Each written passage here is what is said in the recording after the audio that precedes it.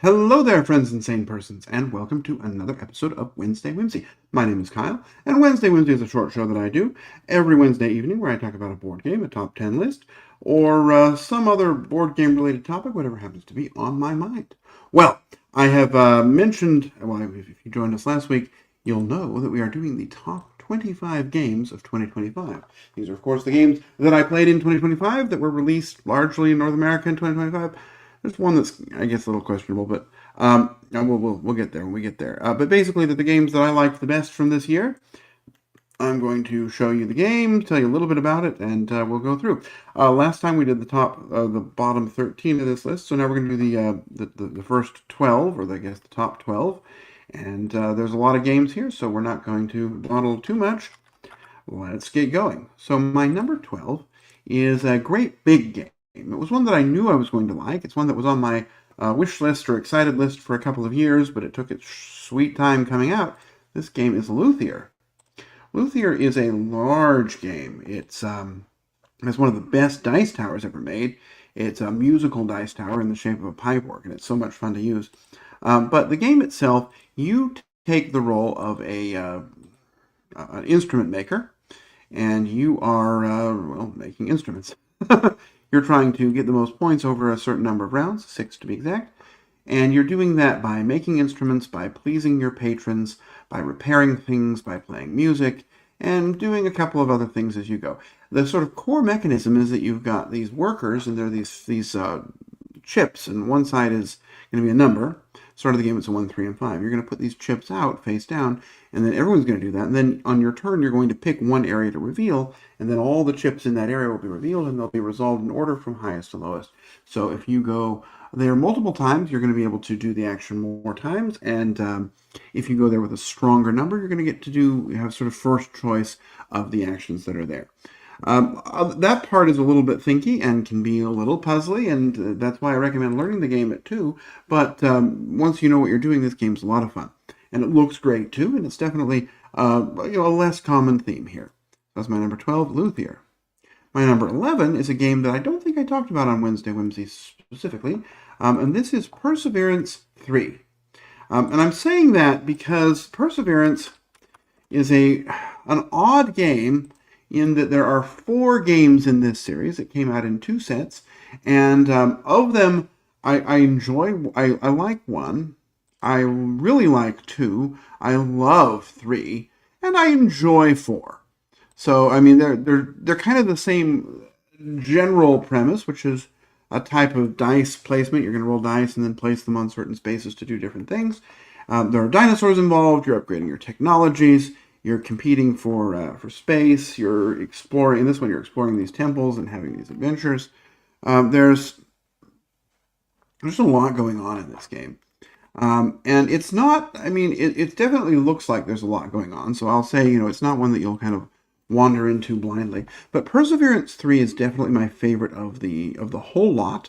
It's the one that if somebody were to say, pick a game from this series of 4 and show me, it's the one I would show people because it's really, it opens up all the systems. Everything feels loose enough that you can do everything, yet there's enough freedom that but it's structured. It's not chaos. I really enjoy this game. I would love to play it more. I'd love to play the rest of them. I'd love to play all 4 as a campaign. There's sort of some campaign rules that you can get. But I don't know if that'll ever happen just because that's a lot of Eurogame you're asking someone to play. Anyway, though, Perseverance 3, my number 11, a great game. And now we can go on to the animated numbers with my number 10.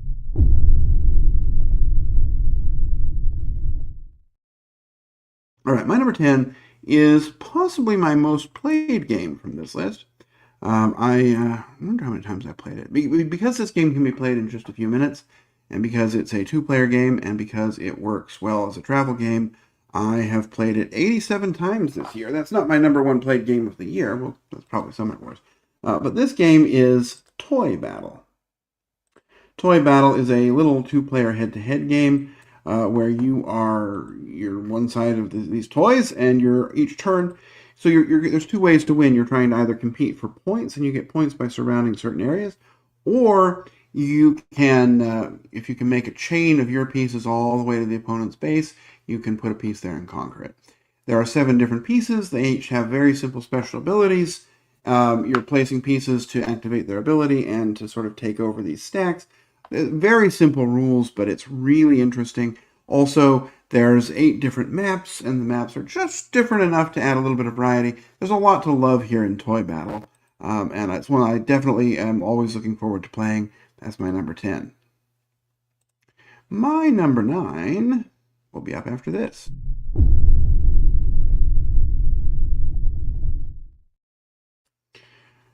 My number 9 is a game that, had it come out a little earlier in the year, might have been my number 2. I really like this. I've just only played it a few times at this point, and so I haven't quite yet explored everything that there is. This is just a fantastic game, though. It literally just arrived a week or two ago, so that's why I've only played it a few times, but played it just this evening, actually. This game is called Tend. Tend is possibly the best roll and write game that there is. In this game, you've got 4 different actions you can do. You can mine or chop, you can fish, or you can farm, which is called Tend. Each round, there's going to be 5 different action cards available. And, these are all the pens. They're quite nice. You're going to pick an action from the action cards, and you're going to do it. And then as you do it, you're going to get various bonuses and things that are going to unlock. It's kind of hard to show you, but for example, as the game goes on, the action cards are going to become upgraded, and an upgraded action card is going to get you a sort of a second level ability as long as you've met the first level ability. So there's also goals you're working on, and you can also just focus and do what sounds the most fun to you. Optimal play would be looking at what actions are being rewarded and trying to qualify for those. But, you do you. It's really interesting. Rules are pretty simple, and okay, the last couple of rounds may go a little long, but everybody plays simultaneously, and you're always unlocking various bonuses and combos. Tend is definitely not one to sleep on. Also, I'll point out that the cards for the mining action are scratch cards, like, lotto scratchers, and those are just fantastically fun, but they're not nasty. Like here, you can see them. So you're going to scratch off cards, but they don't make a huge mess everywhere, and they're good quality. If you don't like those, there's an app version that you can use that does it for you. It's really a great game. It's a scratch and write game, and one that I really enjoy. Let's go on to my number 8.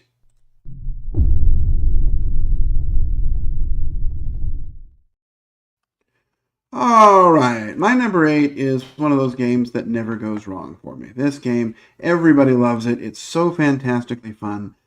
This game is Hot Streak. In Hot Streak, you are betting on, on 4 mascots who are competing in a race. There's going to be competing over 3 races. At the end of 3 races, you see who has the most money. That person wins. It's really an interesting game. You've got these engaging characters that they're fun looking. They look like mascots. You can kind of see the eyes in there, and it's really very random. But everyone has just enough control because you're going to throw one card into the mix that only you know about, and so that's going to help you have a little bit of influence over where the game's going to be going. You're trying to bet and cheer for the racers, either to do well or do poorly, so that you win your bet. You play 2 more rounds, you're done. Everybody loves this. It's so engaging. Once you've gone through the rules, of which there are essentially just a few, then it's just sit back and watch and have a great time. I really like Hot Streak. It was a super hit this year. That is my number 8, Hot Streak. Let's go on to my number 7.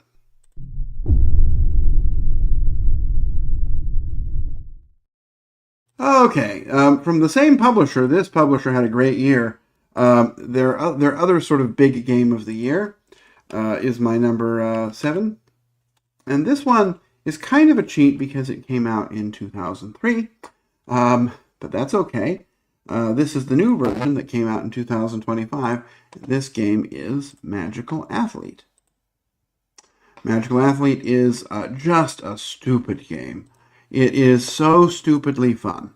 You have a racer. Your racer has a special power. You're going to select a total of 4, decide which race they compete in, and then on your turn, you're literally going to roll the die and move that many spaces. You'll do the things your special ability lets you do. You'll see how things interact together, and after a few rounds, it's over and somebody wins. It's so simple. This is the easiest game you'll ever play. And everybody already knows most of the rules anyway. It does require one person who kind of understands everything to keep track of all the interactions, but on the whole, this game is just so much fun. It is a game that I give away a lot as gifts. It's short, it's light, it looks good too. There's nice little individual wooden meeples for each of the characters in the game. It was lovingly designed to look like a 70s educational cartoon. I love Magical Athlete, my number 7. Let's go on to my number 6.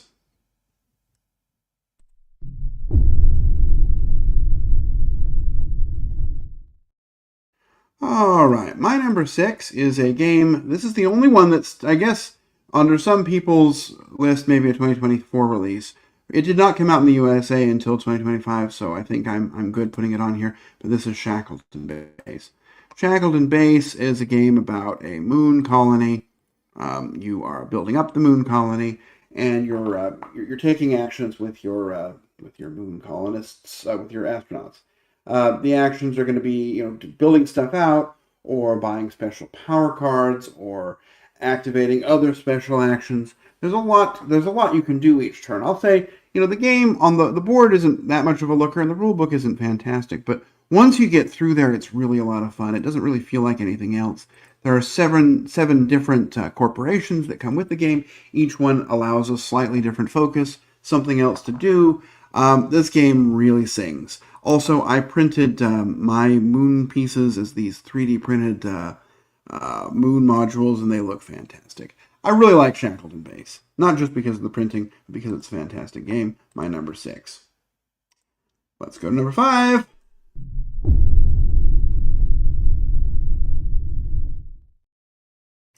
All right, I was wondering how number 5 would shake out. And again, I think this one, had it come out earlier in the year, might have had a potential to be my number 1 because I like it so much.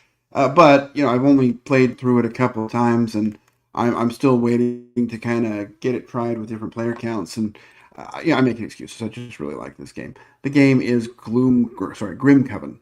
Grim Coven, it's basically a board game version of Bloodborne. You are a hunter. You're going up against some dark monster. You're trying to kill it. Each of the dark monsters interacts differently. Each hunter interacts differently. You've got cards that you're playing, but mostly what you're doing is allocating dice. So you'll roll dice. You'll allocate them to various special abilities. As the game goes on, you're going to get this resource that you're going to use to upgrade yourself, and you're going to get better and better. But as you do so, you'll get closer and closer to doom. It's just really a good game. It's not that long. It's not that hard. There are a lot of rules, though, and it's a real pain to set up. But once you get it going, this game really feels like nothing else. And it's a game that was just designed for me to love it. I really love Grim Coven. Let's go to number 4.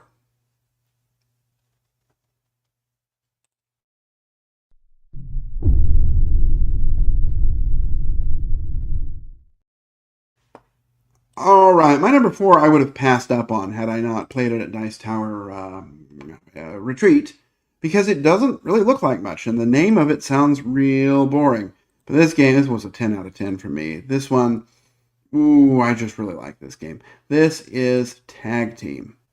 Tag Team is a 2-player head-to-head battle game, arcade fighter style. Sort of the type of game that is kryptonite for me. I just love it. But you're going to take 2 of these fighters, you're going to shuffle their decks together, and then you're going to be playing in an auto-battler format. What that means is you set up your deck of 2 cards, you flip over the card your opponent does, you resolve them. You flip over the next card, you resolve them. Then you're going to take 3 new cards from your deck, choose one, and you're going to choose where in your deck it goes. You're never going to be shuffling your deck at this point. And so once you kind of load the deck, you then sit back and watch it go. That's why it's an auto battler. There are 12 different fighters. Each one is interesting and unique. It's fun to pair them together. You're going to have a different combination, 2 fighters per side each game you play. This is really just very, very good. It also plays in about 5 to 10 minutes. You can literally learn the rules as you go. I don't have to explain anything other than this is what attack is. Flip your card and let's see what happens.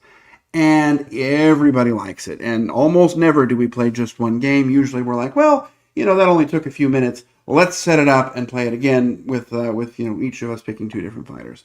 Such a good game, such a great, strong system. I think this one's going to be around for a while, and I'm really excited to see where it goes. So that is my number 4 tag team. What could be higher than tag team? Well, let's see.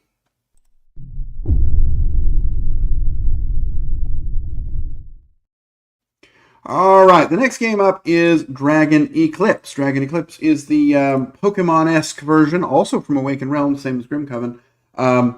But in this game, you're going through a story for the most part, but you've got a team of these little critters that you have trained, and they're eventually going to evolve and become better. And as you fight, sometimes you can go through a complicated set of steps to capture the opponent's critter, and then it can be yours, and you can use it again yourself.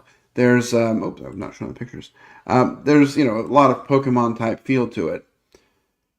What you have though is, so there's a story portion, and the story portion is well written but kind of slow. What's really interesting though is this little head-to-head board. So on this board you can play sort of cooperatively or solo against an automated opponent, or if you're not playing through the campaign or just want a break, you can take one misling, they're called, and put it up against an opponent and just sort of fight out on this board. And that's a great way to play. This is sort of an extra bonus way. I mean, look, the campaign's great. I had a good time with it. But it's sometimes fun just to, pick this misling and go. There's a new expansion coming out. It's on GameFound right now. It's like Dragon Eclipse Festival or something, Grand Festival. There's also something called Misling Academy. And that takes 2 of these creatures and gives you a chance to fight them head to head. Unfortunately, it only comes with 2 creatures, and I don't know why anyone would buy that because you have this bigger game that has 30 of them or however many it is. But regardless, it's a game that continues to be supported, and I think as more people play it, as people start to realize that you can play it without the story, I think it's going to become more popular. Now, don't get me wrong, the story was fun. I love it. I had a good time with it. But, I think this game, if it can kind of take off in the head-to-head space, I think it's gonna do even better. I almost wish they would come out with a battle box only, where it doesn't have any of the story, so people could just try, the tactical combat. Either way, I really like Dragon Eclipse. It's one I spend a lot of time with. It's one I want to spend a lot more time with if I can find somebody to play just a head-to-head with me. I really think it's going to appeal to a lot of people. That's my number 3, Dragon Eclipse. All right, on to number 2.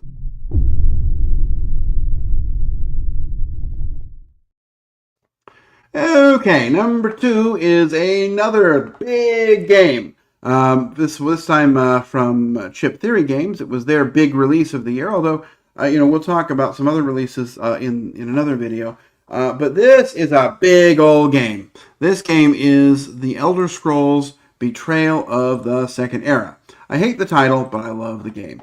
This game, you can see, is 120 to 240 minutes. It is massive.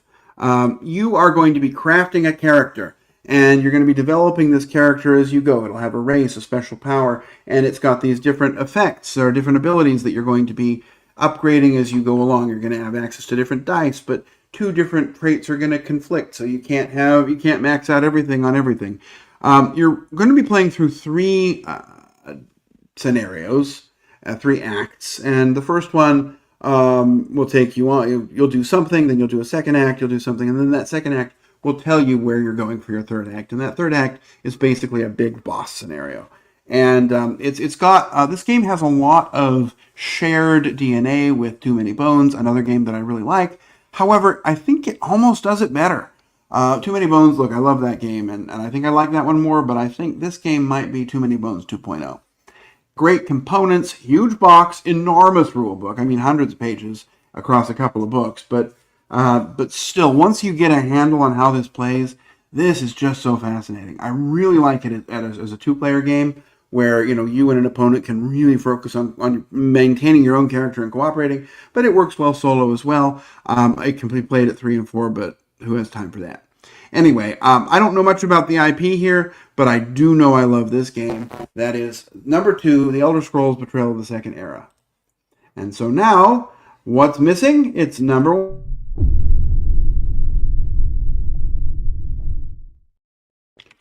All right, this game made it into my top 10 when I did the top 100 games of all time. So, I mean, it really definitely belongs on this list. This is just such a fantastic game, a big game, an expensive game, but a very well-designed, smooth experience. I played it on the Dice Tower Cruise for the first time. One of the designers showed it to me, and it was the best scenario to learn this game. We played it with 4, which was a long experience. But yeah, I liked it anyway. This game is Galactic Cruise. In Galactic Cruise, you are running a space cruise agency. You're trying to build up ships. You're trying to market cruises. You're trying to make sure they have all the things they need for supplies, and then send them out into space where they are going to make you money and points and make people happy. The core mechanism of the game is a worker, not really worker placement, it's more action selection, because you're never blocked. If you go to a spot where someone else is, they just go back home. They get kind of a bonus. They also didn't have to call the person back themselves. But you're either going to be placing a worker or recalling, or then again, starting a cruise if you're able to. The game moves on. Once people know what they're doing, the game moves at a pretty good pace. It's got these amazing player aids that tell you about every icon, and every icon was clearly thought through carefully so that most people will be able to figure it out what it is without needing to ask or even look it up. It is just great. There's an online implementation too, which is always a plus, but even if you're just playing the tabletop version, you're in for a treat. I would say this is Vital Lacerda's best game, even though he didn't design it, has nothing to do with it. It just looks like one of his. But this is what I want. This is what I want in a heavy Euro game. I really love Galactic Cruise, my #1 game of 2025. And that brings us to the end of another list. I will be back next week. Next week will be the last week of the quarter, so we'll be doing quarterly countdown. I'll tell you about some other games that I played for the first time this quarter, and we'll see what we have there. Well, I'm sure do some sort of 2024 retro at some point in the future. But for now, I've got to fly. Wear my bat hat, and I will wish you safe travels, courage when you need it, and I'll hope to see you back again soon on another episode of Wednesday Whimsy. Bye bye.